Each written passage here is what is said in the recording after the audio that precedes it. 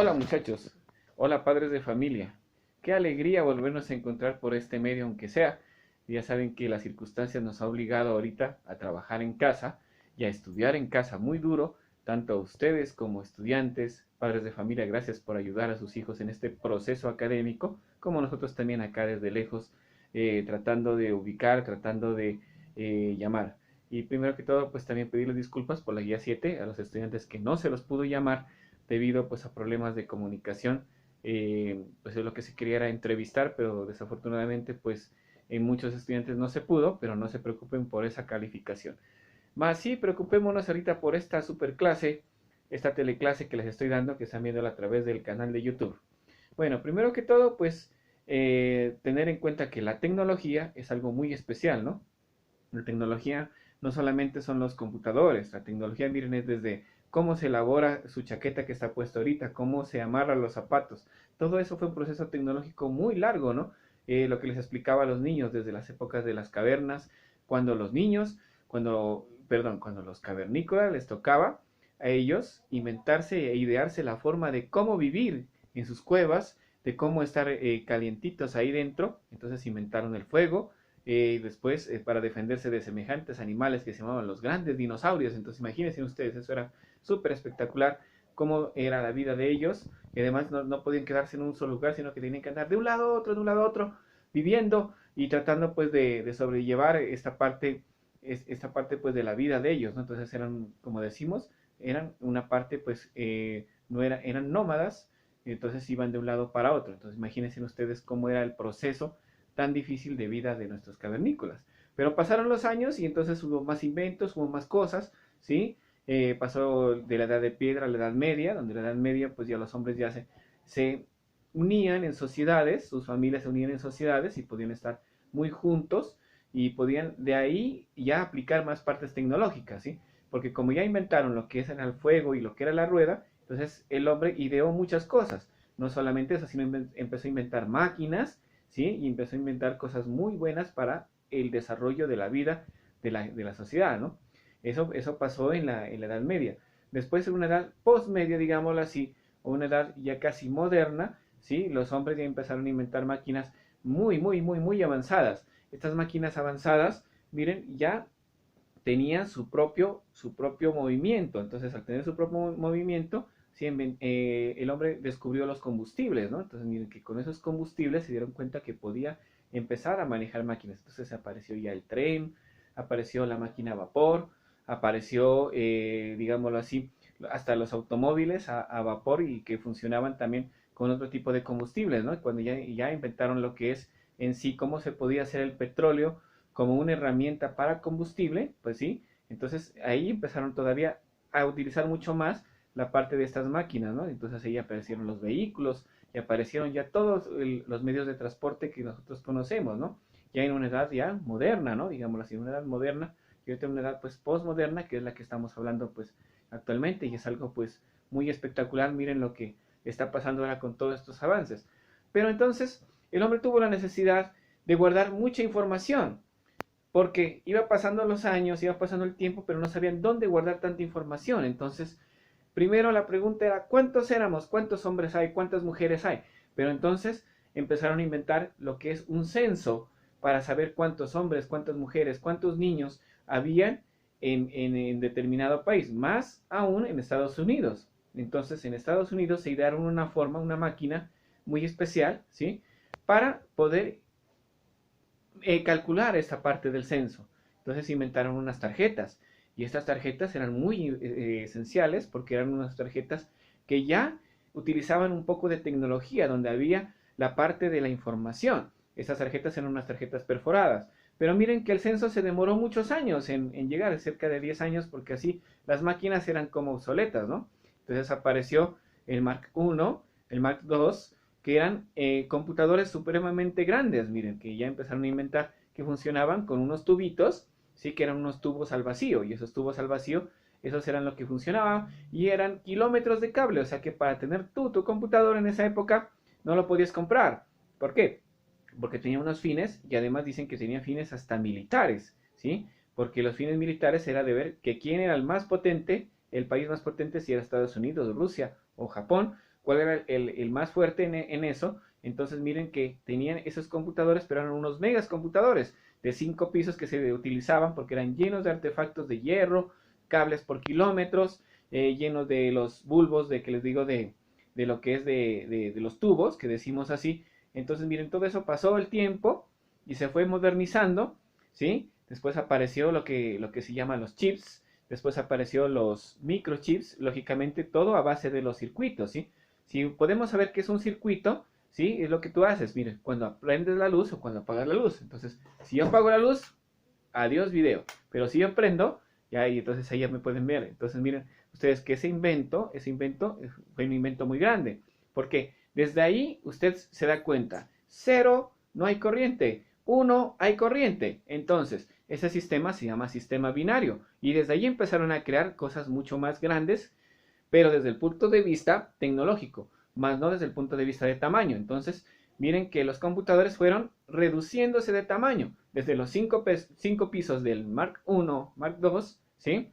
Hasta ahora que ya encontramos los computadores pues pequeños, que son los portátiles. Imagínense que ustedes, hasta inclusive con lo que les estoy grabando el video, que es un sistema Android, que es un computador pequeñito, que todos tenemos ahora, donde podemos ver nuestro Word, nuestro Excel, nuestro PowerPoint, fotografías, videos, editar, escuchar música, jugar, no, mejor dicho, podemos hacer todo lo que se puede hacer en un computador. Entonces miren que todo eso tuvo un largo proceso, ¿sí? No fue de la noche a la mañana que tú puedas tener tu computador, o de la noche a la mañana que tú pudiste haber creado pues un computador de 5 pisos para ahora tenerlo así como lo tengo yo ahorita en la mano. Ustedes también me están viendo igual también con uno igual en sus manos, ¿sí?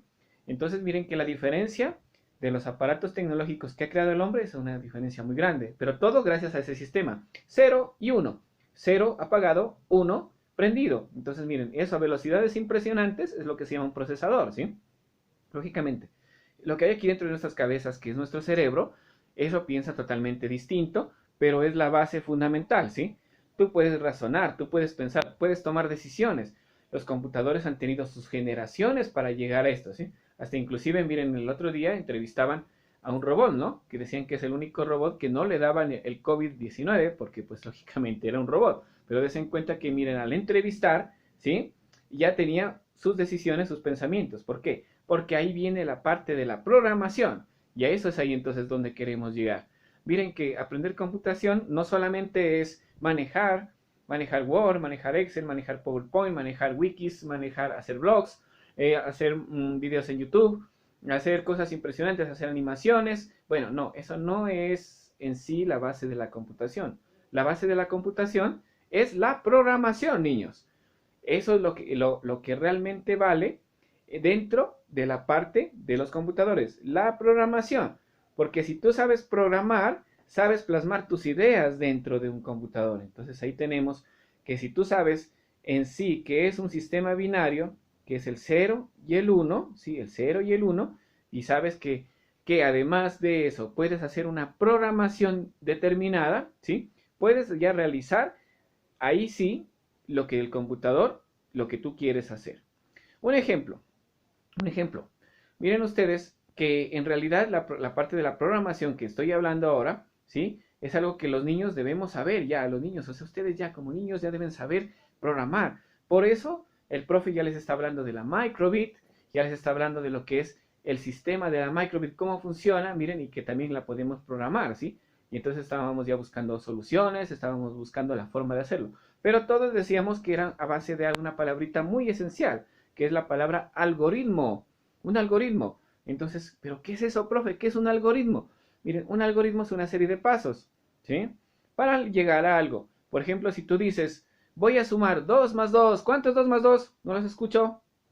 Eso, muy bien, 4. 2 más 2 es 4, muy bien. Pero ¿qué tuviste que llegar para hacer eso? Una serie de pasos. ¿Cuáles los pasos? Primero colocaste el 2, ¿sí? En tu mente, hazlo.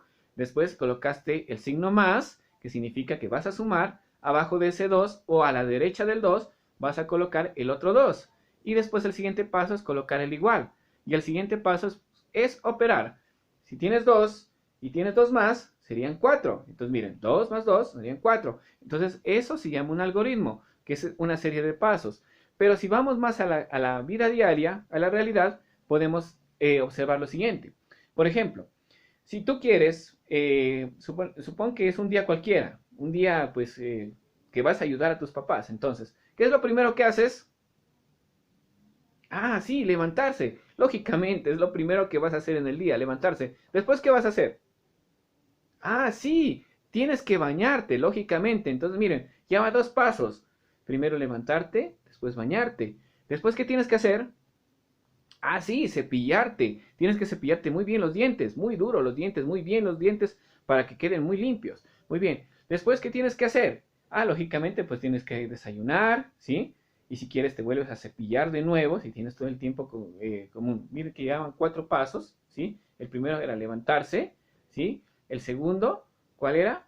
Bañarse. El tercero, lavarse los dientes. El cuarto, desayunar. El quinto, volverse a lavar los dientes, ¿sí? Miren que son pasos esenciales, pasos fundamentales para que tú vuelvas a hacer lo que es un algoritmo, que es una serie de pasos. Pero sigamos con nuestro algoritmo del día. ¿Qué haces después tú? Ah, ya sé, que vas a revisar las guías que te ha mandado el profesor Héctor y todos los profesores de la institución educativa San Juan. Excelente, me gusta ese paso. Ese paso es muy esencial. Ah, que te están ayudando tus padres de familia. Eso es lo mejor. Sí, eso es lo mejor. Entonces miren, que ya vamos seis pasos, ¿sí? Después de los cuatro pasos anteriormente mencionados, vamos al quinto paso, que es revisar las guías, y seis, que es pedir a tus papás que te ayuden, ¿sí? Pero podemos hacer un séptimo paso. ¿Cuál sería? El séptimo paso, como el día pasó, tienes que almorzar. Entonces almuerzas, ¿sí? Y después papá o mamá o con quien tú vives en este momento te puede decir, no, vamos a ayudar a arreglar la casa. Entonces tienes que ayudar a arreglar la casa. O tienes que de pronto tienes unas labores, ¿sí? Porque tu papi de pronto o tu mami tiene una finca, entonces tiene un cultivo, entonces tienes que ir a ayudar al cultivo, ¿sí? Tienes que ayudar a hacer las cosas de la casa, propias de la casa, que de pronto por estar estudiando todos estos años no te has dado cuenta de todo lo que hace tu papi y tu mami, ¿sí? Entonces date cuenta que son labores muy duras. Entonces miren que ahí serían como 10 pasos fundamentales. Llevamos 10 pasos que has hecho. Entonces todo eso se llama un algoritmo, ¿sí? Entonces, ¿queda claro lo que es un algoritmo? Es una serie de pasos. ¿Queda claro? Ah, sí, queda claro, qué bien. Me parece excelente que quede claro lo que es un algoritmo. Entonces, mira muy bien que observando nuestra guía, ¿sí? Observando nuestra guía, tal como viene, observando nuestra guía tal como viene, ¿sí? Dice, lo primero que tienes que mirar este video en YouTube, lógicamente, para que lo observes, ¿no? Dice, de todo lo que te dije, ¿qué fue lo que más te llamó la atención? Entonces lo vas a escribir en tu cuaderno, muy bien, ¿sí? Con buena letra, con una caligrafía excelente, observando muy bien la ortografía. Después dice, debes realizar dos dibujos en tu cuaderno de lo que el profe Héctor mencionó. El profe Héctor dijo cosas muy interesantes, ¿sí? Te vuelvo a repetir los temas que el profe Héctor te dijo en estos 13 minutos que van, ¿sí? El primero te habló de historia de computadores. Segundo, te habló de tipos de computadores. Tercero, te habló de programación. Y cuarto, te habló de algoritmos. Son cuatro temas que muy rápidamente y muy fácilmente, miren, avanzamos, ¿sí? Después dice de esos dibujos, ¿sí? Lógicamente que los de grados inferiores tienen hasta ahí. Pero en el tercer paso, hay un tercer paso que habla ya de los algoritmos, ¿sí? Lógicamente, si tú no tienes ese paso, no lo hagas. Pero si te llamó la atención, hazlo, ¿sí? No hay problema. Que sería hablar de los algoritmos y también hacer un algoritmo. Sí, sí podremos hacer un algoritmo. Les doy otro ejemplo. Bueno, les voy a dar otro ejemplo de lo que es un algoritmo. Vamos a hacer el algoritmo del COVID-19, por decir algo. Primera parte, ¿sí? Si tú no te cuidas, ¿qué va a pasar? ¿Qué va a pasar si no te cuidas? ¿Qué seguiría en el algoritmo? Ah, que te enfermas, lógicamente, ¿sí? Si no te cuidas, te vas a infectar y te vas a enfermar. Si no te cuidas, te vas a enfermar, ¿sí? Entonces sería la siguiente parte del algoritmo. Siguiente, si está muy grave, si estás muy grave, ¿sí? Si estás muy grave, ¿qué va a pasar? ¿Sí? Lógicamente tienes que ir al hospital, ¿sí? Y después, lógicamente, dentro del algoritmo tú te puedes también recuperar, que es lo que todos queremos, ¿sí? Entonces, para eso es mejor que hacer. Mejor es cuidarse y tratar de mejor estar en casa y seguir todas las instrucciones específicas, ¿sí? Miren, aquí estoy al lado de mi hija pequeña. Saluda, por favor, a los niños. Saluda a los padres de familia. Ella se llama Luciana. Es mi tercera hija, entonces es una hija muy querida, ¿sí? Hola, dígales hola a todos. Hola, dígale niños. Hola niños. Hola niños, dígale. Hola, niño. Eso, muy bien. Mira, entonces, la idea es eso. Miren que el algoritmo del COVID-19, para que no deje de ser un algoritmo, ¿qué tienes que hacer? Tienes que cuidarte y tienes que tratar de seguir muy bien todas las indicaciones, la bioseguridad, ¿sí? Ahora dice, ya como todo está volviendo a la normalidad, entre comillas, porque el gobierno quiere que nos autocuidemos, entonces tenemos que autocuidarnos. Y si algún día regresamos a la institución, tenemos que seguir todas las normas de bioseguridad, ¿sí? Y lógicamente, una de las normas sería la vacuna, ¿sí? Eso sería lo más esencial y sería lo que todos queremos, ¿sí? Entonces, niños y padres de familia, por favor, tratemos de que para llevar a nuestros hijos a nuestras instituciones educativas, ¿sí? Lo primero, dentro del algoritmo del COVID, la vacuna para evitar ser contagiados, ¿sí? Para evitar ser contagiados. Entonces esperemos con calma, ¿sí? Y tratemos de cuidar muy bien a nuestros hijos para que así en el futuro no siga ese algoritmo del COVID y terminar enfermitos ahí en la casa, ¿sí? Porque muchos pues de los niños son niños muy fuertes y que pueden salir adelante, pero habrá niños que no se puede. Entonces, para evitar este algoritmo tan trágico, ¿sí? Es mejor tratar de, primero, esperar la vacuna y después ya seguir nuestro proceso educativo normal, tal como queremos todos los docentes, porque estamos que nos morimos de las ganas por ir a trabajar, por estar con ustedes, para tratar de que así en el futuro estar en nuestras instituciones educativas, para que ustedes compartan con sus compañeros, para que juguemos, para que tratemos de compartir esas experiencias pedagógicas, de enseñarles cosas muy bonitas. Entonces, miren, con esos pasos tú puedes hacer un buen trabajo de la guía número 9.